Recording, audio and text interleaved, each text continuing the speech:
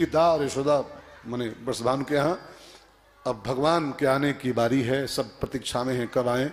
उधर मथुरा में क्या हुआ, मथुरा में कंस की बहन थी देवकी, चचेरी बहन थी वो, कंस के पिताजी के सगे भाई की बिटिया थी वो उग्रसेन और देवक दो सगे भाई थे, उग्रसेन और देवक। तो उग्रसेन का बेटा कंस है और देवक की बिटिया देवकी है, माने चचेरी भाई बहन। देवक का मरण हो गया था, देवक जी बहुत दिन जी नहीं पाए थे, देवकी छोटी थी, देवक मर गए थे, तो उग्रसेन ने ही पाला था देवकी को कंस के साथ। दोनों सगे भाई बहन की तरह थे। शादी का जब मुहूर्त आया, वसुदेव जी के साथ शादी तय हुई, कंस ने खूब सारा दहेज दिया अपनी बहन को, बड़ी प्यारी थी उसको, खूब दहेज दिया। और जब विदाई की बेला आई और जब देवकी का रथ रेडी हुआ तो कंस अपनी बहन के पास आया और कहा, बहन जी आपके साथ बचपन से खेले हैं, खाए हैं, पढ़े हैं, बड़े हैं, आज मुझको छोड़ के जा रही हो, तो मैं चाहता हूं कि आपका रथ मैं हाँकूं कुछ दूर तक। इतना प्यार दिखा रहा है कंस देवकी के साथ कि मैं अपनी बहन का रथ खुद हाँकना चाहता हूं। कंस देवकी को लगा प्यार कर रहा है मेरे साथ, बहन को प्यार करता है, तभी सारथी बनना चाहता है। तो सारथी को हटा दिया और देवकी ने लगाम कंस को ले भैया हाँको। उसको लगा मुझे प्रेम प्रेम करता है बहन को अपनी, लेकिन ध्यान देना भाई बहनों, खल की प्रीति जथा थिर नाही, रामायण का सिद्धांत है ये, दुष्ट आदमी का प्रेम स्थिर नहीं रहता है। न नीच आदमी का प्रेम प्रेम नहीं है, वो जब तक मतलब है प्रेम करता है, और मतलब निकल गया तो पहचानते नहीं, यूं जा रहे हैं जैसे हमें। नीच आदमी का प्रेम प्रेम नहीं होता, नौटंकी नौटंकी होता खाली। देवकी को लगा प्रेम कर रहा है मेरे साथ, तभी रथ हाँकना चाहता है, लगाम थमा दिया और देवकी का रथ हाँकता हुआ कंस आगे बढ़ा। ध्यान देना भाई बहनों, कंस माने होता है अभिमान और कृष्ण माने होता है भगवान। थोड़ा समझो कथा के केस को। अर्जुन ने लगाम थमाई थी किसको? अर्जुन की लगाम कौन थामा था? कृष्ण। और देवकी किसको थमा दी? कंस को। अर्जुन थमाए थे भगवान को और देवकी थमा दी अभिमान को। और ध्यान देना, जिसके जीवन की लगाम, जीवन रथ है, जिंदगी रथ है, जिसके जीवन की लगाम अभिमान के हाथ में आ जाती है, जिसका गाइडेंस अभिमान करना शुरू करता है, उसके जीवन की यात्रा फिर आनंद से बीत नहीं पाती है। अभी देखिए आनंद, उसका आनंद सब भंग होने वाला है। इसलिए मेरी विनती है, अगर आप चाहते हो जीवन की यात्रा आनंद से बीत जाए तो जीवन की लगाम कंस को मत थमाइएगा। आपका मैं आपका संचालन न बनने पाए। अगर मैं आपको गाइड करना शुरू करेगा, योर ईगो आगे आगे आपको गाइड करेगा, तो जानना कि बस आपकी गाड़ी अब खतरे में पड़ने वाली है, खतरे में। भगवान को थमाओ कि ठाकुर जीवन का मैंने सौंप दिया, सब भार तुम्हारे हाथों में। जीवन का मैंने सौंप दिया, सब भार तुम्हारे हाथों में।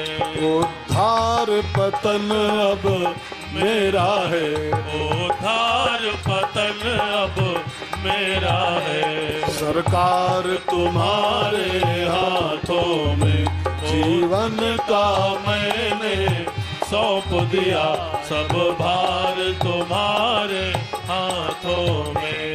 रथ हाँकता हुआ कंस मथुरा के बाहर सीमाओं पर पहुंचा ही था, आकाशवाणी हुई। देवताओं ने आकाशवाणी किया। आकाशवाणी क्या, आकाशवाणी तो क्या होता है? आकाशवाणी एक प्रकार का सिस्टम है। कंस का सिस्टम रहा होगा अपना कुछ, है ना, वैसा उसमें कुछ व्यवस्था कर रखी होगी कि उसके राज्य में कहां पर क्या हो रहा है, उसकी न्यूज लेता होगा वो हर जगह से, है ना, न्यूज लेता होगा।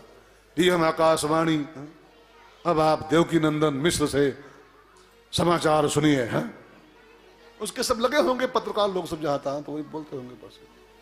अब इसको हल्के में लो, ये सब आकाशवाणी माने उसका सिस्टम होगा अपना, वायरलेस होगा, रेडियो होगा, जो होगा होगा। आकाशवाणी हुई। कंस जिस देवकी को इतने प्यार से विदा कर रहा है, तो अस्याह, इसी देवकी का अष्टमो गर्भ हो, इसका जो 8वां गर्भ होगा, हंता त्वाम, वो तेरा हंता होगा, वो तुझको मारेगा। अब इतना सुनते ही कंस ने लगाम छोड़ दिया, घोड़ों की लगाम, और देवकी के पकड़े बाल। और देवकी, तूने कुछ सुना? क्या सुना तो है भैया। क्या सुना है तो ये भी सुन ले, मैं कौन हूं जानती है तू? आई एम कंस, और मेरा एक स्वभाव है, मेरा एक नेचर है, मैं बांस को ही काट डालता हूं, बांसुरी बनने का नंबर ही नहीं आने देता हूं। तू मेरे काल को पैदा करेगी, तेरी इतनी हिम्मत? उसके पहले मैं तेरा काल बनूंगा, मैं तुझको ही साफ करूंगा अभी। और केस पकड़ के देवकी के उठाया रस से, उसको नीचे फेंका, तलवार निकाली। ये देखिए दुष्ट का प्रेम कहां गया हो, नीच का प्रेम ऐसे भस्म हो जाता है। अभी प्यार बरसा रहा था, अभी तलवार बरसाने जा रहा है। नीच आदमी का के प्यार को स्थिर मत मानेगा कभी भी, वो कब नीचता पे उतर आएगा भरोसा इसका नहीं। नीच नीच होता है। सांप पालो और उसको लाख दूध पिलाओ, लेकिन वो जब मौका पाएगा तब काटेगा, तब काटेगा। सांप पाल के आप सेफ नहीं हो। कुत्ता पालो तो कुत्ता दो ही काम करता है, या तो वो चाट लेगा मुंह आपका, और या तो काट लेगा। और कुत्ता चाट ले और चाहे काट ले, दोनों तरीके से आपका नुकसान होने वाला है, दोनों तरीके से। काटे चाटे स्वान के दुहु भांत विपरीत, वो चाट ले तब भी विपरीत है और काट ले तभी विपरीत है। इसलिए कुत्ता पालो ही क्यों यार, कुत्ता पालो। कुत्तों को दूर से बाय बाय करो। आंगन में आए, द्वारे आए, रोटी खिला दो, द्वारे आ जाए रोटी खिलाओ, ये पुण्य है। लेकिन पालोगे तो चाटना भी खतरनाक और काटना भी खतरनाक। लेकिन अब क्या कहो, आजकल तो कुत्ते इतने भाग्यशाली हो गए हैं कि 50 लाख की गाड़ी में कुत्ता चल रहे हैं बैठ के पीछे, कुत्ता बैठ चलते हैं। कुत्तों का भाग्य तो कितना बड़ा पुण्य कमाए होंगे कुत्ता। आजकल 50 लाख की गाड़ी में अच्छे अच्छे संत नहीं बैठ पा रहे हैं, हम लोग 2 लाख गाड़ी में घूम रहे हैं अल्टो पल्टो में, और कुत्ता घूमते हैं 50 लाख की गाड़ी में। हद है कि नहीं है? वो गाड़ी 4 जीरो वाली और पीछे कुत्ता। वारे कुत्ता। लोग इतने कुत्ता प्रेमी लिखा है घरों पर, कुत्तों से सावधान। जिसके गेट पर ये मंत्र लिखा मिल जाए के बाद, कुत्तों से सावधान, इसका मतलब उस घर में सब कुत्ते रहते हैं, टोटल कुत्तों का घर है वो। कुत्तों से सावधान, ये कुत्तों का होम है, कुत्ता होम। हा?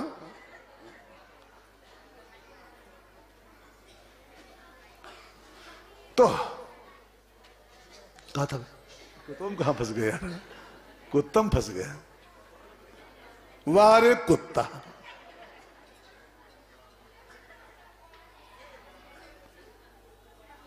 गाय पालने मुश्किल पड़ रही, कुत्ता पाला आदमी। पूछो गाय पालो तो कहेंगे गाय, इतनी जगह कहां घर में है गाय पाले। कुत्तों की जगह है, गाय जगह नहीं। हद है, हद है। गाय जगह नहीं, कुत्तों जगह है। ये कहो कि जगह दिल में नहीं है, नहीं तो फिर गाय कितना जगह लेती है यार, और देती कितना है। खाती भूसा है, देती कितना है। और कुत्ता खाता क्या क्या है, देता क्या है? टट्टी टट्टी केवल बस। कब देता है? खाता है 300 पर डे। कई मूर्ख लोग हैं कि आते हैं मेरे पास, महाराज जी कुतवा पर 300 पर डे खर्च करता हूं, गाय 20 रुपीज में मस्त रहेगी, 20 रुपए में खाली बस, अब बदले में दूध देगी आपको। और कुत्ता खाएगा 300, देगा क्या? टट्टी, केवल टट्टी। वहां को बिस्तर कह दे। हाँ? लेकिन लोग कुत्ता, वारे कुत्ता, वारे कुत्ता।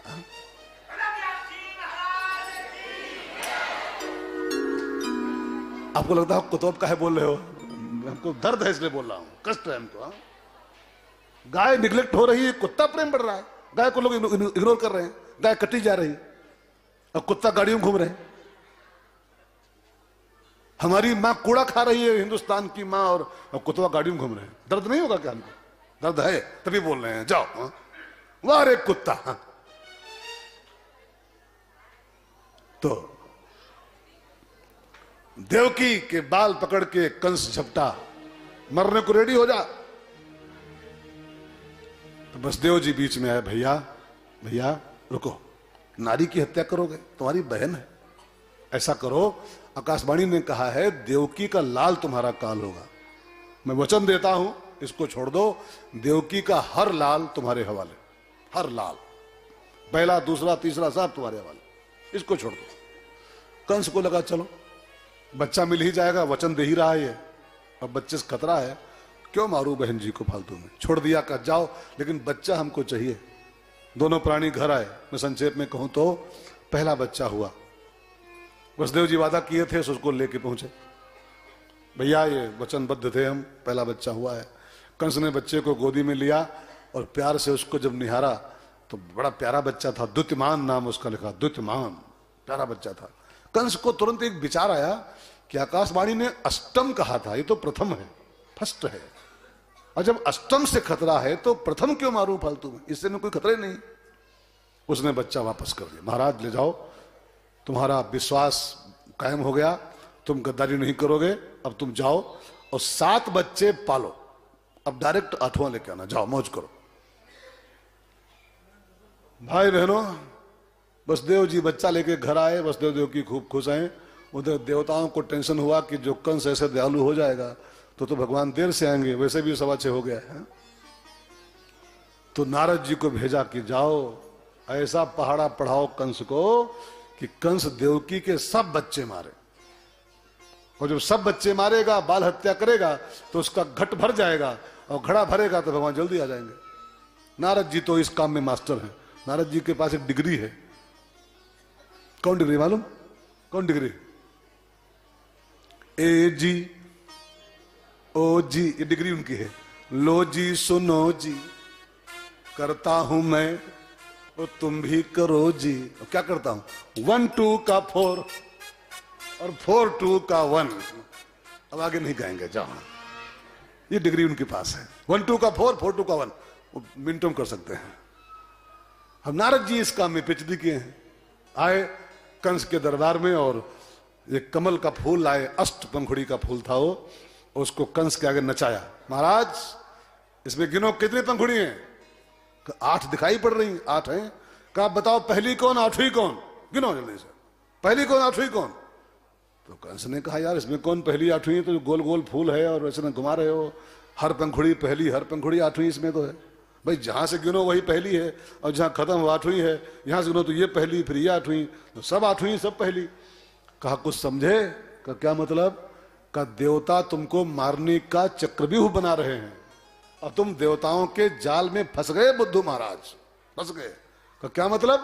का जैसे इस कमल की हर पंखुड़ी पहली है और हर पंखुड़ी 8वीं है, उसे देवकी का पता नहीं कौन सा बेटा पहला होगा और पता नहीं कौन सा 8वां होगा, तुम मारे जाओगे महाराज जी। कंस ने कहा महाराज हम सब समझ गए, और समझ खा गए, नाच गए संघर्ष की खोपड़ी। हाँ, तो फूल तो नाचा ही, कंस महाराज का माइंड भी नाच गया पूरा। कहा महाराज हम सब समझ गए, हम रिस्क बिल्कुल नहीं लेंगे, पता नहीं कौन सा पहला हो कौन सा 8वां हो, हम सब मारेंगे। दूत भेजे, जाओ वसुदेव जी से कहो बालक को लेके तुरंत हाजिर हो। वसुदेव जी आए और बच्चे की टांग पकड़ी, कंस ने उठाया गोदी से और पटका पत्थर पर, बच्चा फच से फूट गया। दूसरा बच्चा, तीसरा बच्चा, 6 बच्चे मार दिए, 6 बच्चे नारद जी ने मरवा दी। कंस नहीं मार रहा था, नारद जी मरवा दी। नारद जी अंतों के नारद जी गुरु हैं। थोड़ा सा कथा के विज्ञान को भी जान लो। देवकी माने बुद्धि, देवकी जी नहीं, देवकी मैया नहीं, देवकी माने योर माइंड, बुद्धि देवकी लिखी है। और 6 बच्चे माने होता है खड विकार।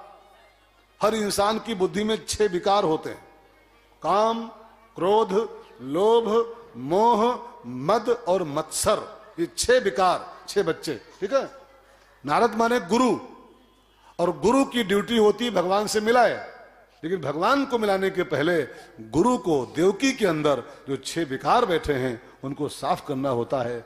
तो नारद जी ने देवकी के भीतर के खड विकारों को साफ करा करके तब उसको भगवान से अटैच किया है, भगवान का उसमें प्रवेश कराया है। अब भगवान ऐसे नहीं प्रवेश करते हैं, उन्होंने साफ साफ कहा है निर्मल मन जन सो मोहि। और निर्मल माने 6 मल से मुक्त, मल एक नहीं है, खटमल है, खटमल, खटमल, यही 6 बच्चे हैं। और जब निर्मल गुरु करता हमारी बुद्धि को है, जब देवकी 6 मलों से रहित हो जाती है, उसके 6 मल मर जाते हैं, तब भगवान की एंट्री होती है। 7वीं बार जब गर्भ धारण हुआ तब अब की बार शेष नाग जी आए। शेष भगवान जो लक्ष्मण थे त्रेता में, वही बने बलराम इस अवतार में। और जब बलदाऊ जी पेट में आए तो भगवान ने अपनी योग माया से कहा, देवी ये तो बलदाऊ है, इसके द्वारा तो बड़े बड़े काम होने हैं मेरे जीवन में, इसका बचना जरूरी है। तो जाओ देवकी जी का ये गर्भ खींच लो। और खींच के वसुदेव जी की जो फर्स्ट बीवी है, वसुदेव जी की 7 थी, आपको पता है? नहीं पता। वसुदेव जी के 7 रानियां थी। बड़ी रोहिणी थी और सबसे छोटी देवकी थी, और दोनों सगी बहनें हैं। ये सगी बहनें हैं रोहिणी और देवकी। बीच में 5 और हैं। तो माया को भेजा भगवान ने कि जाओ ये गर्भ निकालो देवकी जी का, और जो रोहिणी है बड़ी वाली रानी वसुदेव जी की, देवकी की सगी बहन है वो, उसमें इसको ट्रांसप्लांट कर दो और मुझे इसको बचाना है, ये बलदाऊ है। बस योग माया आई, रोहिणी जी का गर्भ निकाला और निकाल के उसको रोहिणी में ट्रांसप्लांट किया। आजकल वो चला ना, वो आज भी विज्ञान काम करता है। ये वो टेस्ट ट्यूब बेबी और क्या क्या जो बनते हैं वो सब, आजकल तो गर्भ भी मिलते किराए पर। गर्भ कहीं और रखा गया, वो कहीं और बना बच्चा पेट में, और फिर वो 2-3 महीने का हुआ तो उसको विज्ञान निकाल लेता वहां से, और निकाल के इसको अब ये चल रहा है जी। अब विज्ञान पढ़िए ना साइंस, आप डॉक्टर से पूछे, ये विज्ञान है अभी भी। तो जब ये अब हो सकता है तो तब हुआ था तो कोई बड़ी बात थोड़ा है। किसी का गर्भ निकाल के और किसी में रख दिया जाए, ये तो अभी चल रहा है, अभी हो रहा है सब। तो रोहिणी में ट्रांसप्लांट कर दिया गया उसको। अब देवकी खाली हो गई, रोहिणी गर्भवती हो गई। ये खबर जब कंस ने पाई कि 7वां गर्भ आया तो था, नष्ट हो गया है, ऐसी न्यूज आ रही है, तो उसको शक हुआ कि नष्ट हुआ है कि गायब हुआ है, क्या भरोसा है इसका। अब तो नंबर 8 आ गया, इसके बाद नंबर 8, और कहीं इसको भी गायब कर पाए तो हम तो मारे जाएंगे। तो वसुदेव देवकी को कंस घर जाके पकड़ लाया, चलो 7वां बच्चा गायब की हो तुम लोग। विश्वास जो कायम हुआ था, विश्वास ध्वस्त हो गया तुम्हारे ऊपर। 7वां बच्चा नष्ट हो गया कि गायब की हो तुम लोग, क्या भरोसा है इसका, क्या सबूत है कि नष्ट हुआ है?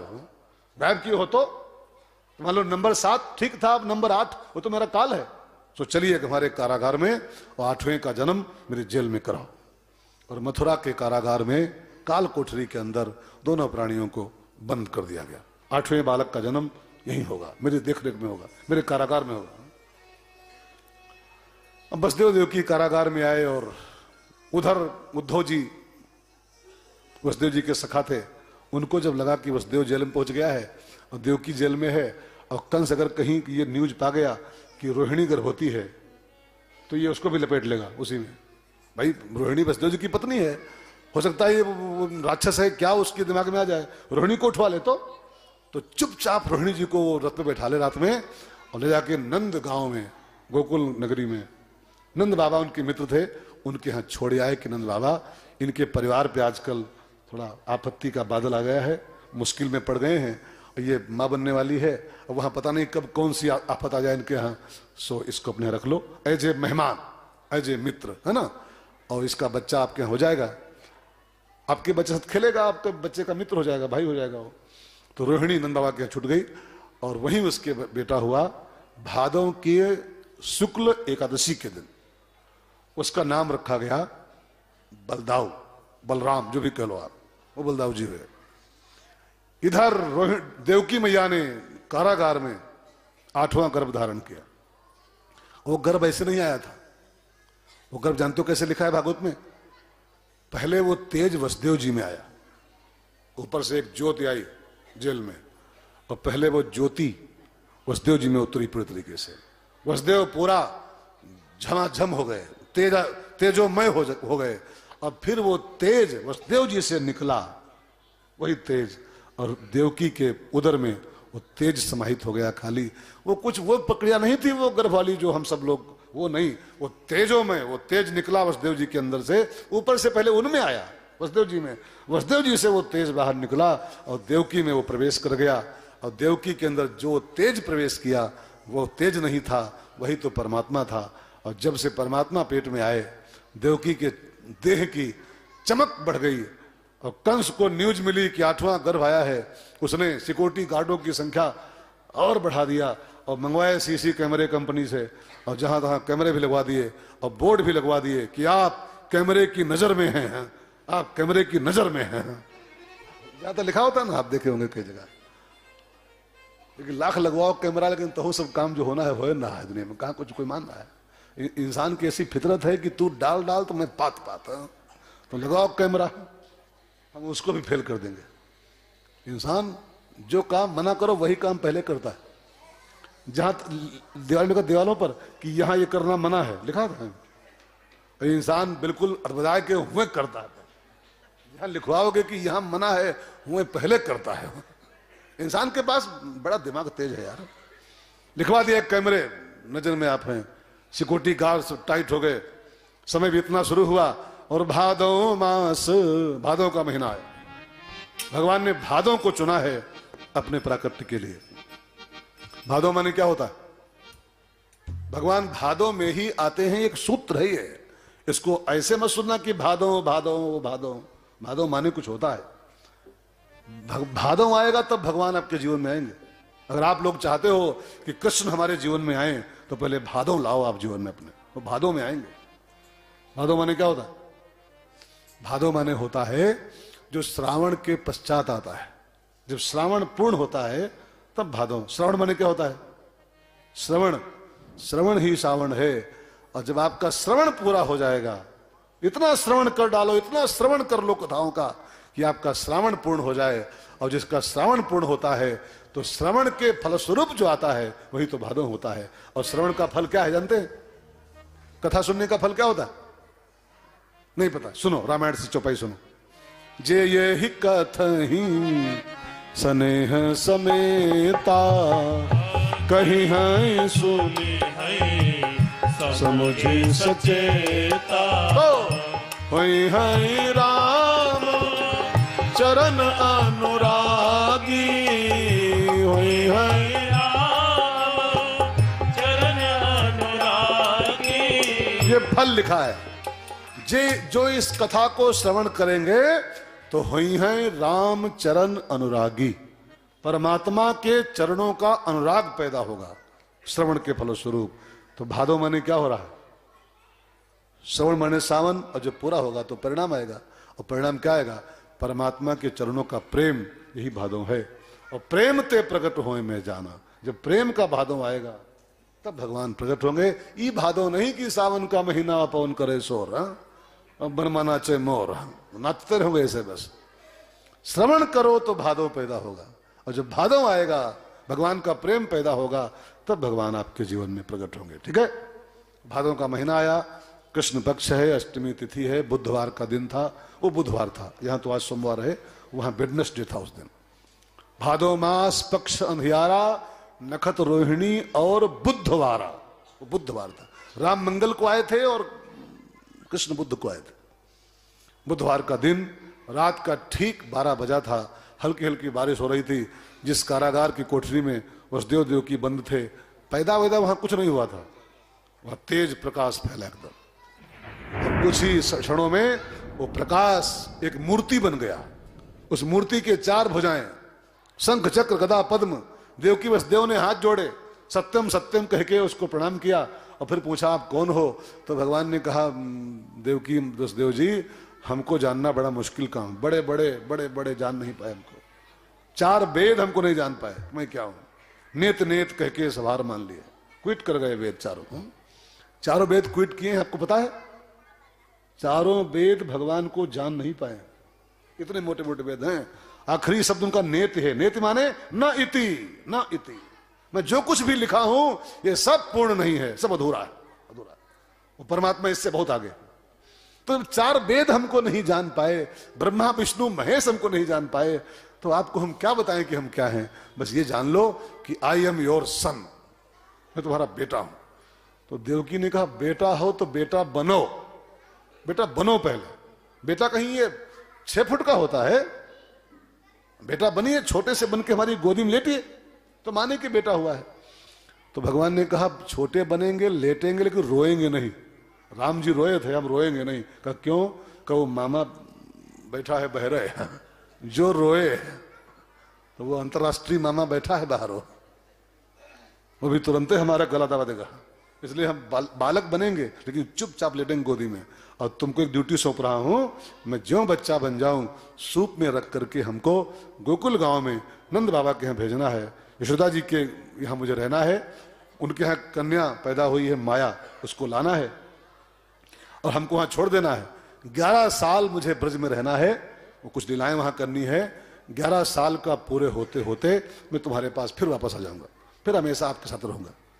बस भगवान छोटे से बने, सूप में रखा, और वसुदेव जी ने भगवान को उठा के ज्यों सिर पे धारण किया। हथकड़ी बेड़ियां सब टूट गईं, गेट खुल गए और द्वारपाल सब सो गए। इसका मतलब क्या है जी? ये कथा नहीं है, मतलब समझो। हम लोग खाली कथा सुन लेते, मतलब समझिए।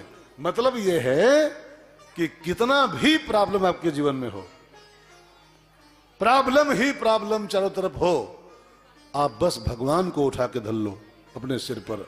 भगवान के साथ संबंध जोड़ते ही, भगवान को अपना बनाते ही इंसान की सारी प्रॉब्लम्स सॉल्व हो जाती हैं।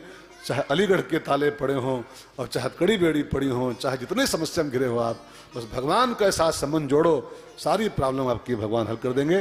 गेट खुल गए, वसुदेव जी पहुंचे जमुना के तट पर। अब गोकुल गांव तो उधर है, जमुना पार, और जमुना पार करना था वसुदेव जी को। नाव थी नहीं, पुल भी नहीं तब बनते थे, पैदल निकलना था। तो वसुदेव जी एक बार तो डरे, इतना भरी जमुना है, भादों का महीना, फुल जमुना, कैसे पार जाएंगे। लेकिन फिर लगा कि मैं क्यों डर रहा हूं यार, सैया भय कोतवाल, तो अब डर का है कहा, जिसके सिर पर तारनहार बैठा है, जगत का तारनहार बैठा हुआ है, क्यों डर रहा हूं। बस वसुदेव जी जमुना में कूद पड़े। अब जमुना जी भगवान की पटरानी है, पता है आपको, 8वीं रानी, 4थी रानी 8 में से। अब पत्नी देखी, रानी देखी, हमारे पति देव आए हैं। अब पति देव आए और पत्नी उसके पांव भी न छुए, है ना, पति कहीं बाहर से आए, अब पत्नी उसके पांव भी न छुए, तो ऐसी पत्नी को लानत है कि नहीं लानत है? अब आजकल की मॉडर्न पत्नियां तो अब कहाँ कहा जाए, कहा उल्टा छुआए लें पांव, उल्टे छुआए लें, नहीं छूती हैं। अब क्या कहे, जब पति से कहते हाय हाय, अब पति से हाय करेगी तो उसको लानत है। पति से हाय, पति परमेश्वर होता है, परमात्मा होता है, उसको प्रणाम करना चाहिए तुरंत ही। हम लोग क्या करते हैं, तुरंत जाते ही, हाँ न करें तो हाँ हाँ हाय वाय नहीं, हाय वाय तो उस दिन बोल देंगे 3 बार पट दो, हालांकि बैन हो गया है वो। खैर, अब जमुना जी को लगा मेरे पति देव आए हैं, तो पांव छूने के लिए भागी ऊपर। पानी बढ़ना शुरू हुआ, कंठ तक पानी आ गया।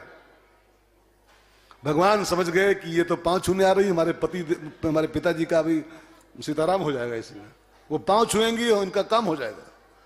तो भगवान ने सूप में से पांव लटकाए पीछे, कोई जान नहीं पाया, और जमुना जी ने पांव, रुक जाओ बताऊंगा बेटा, हाँ? मैंने कहा था बताऊंगा तब, हाँ?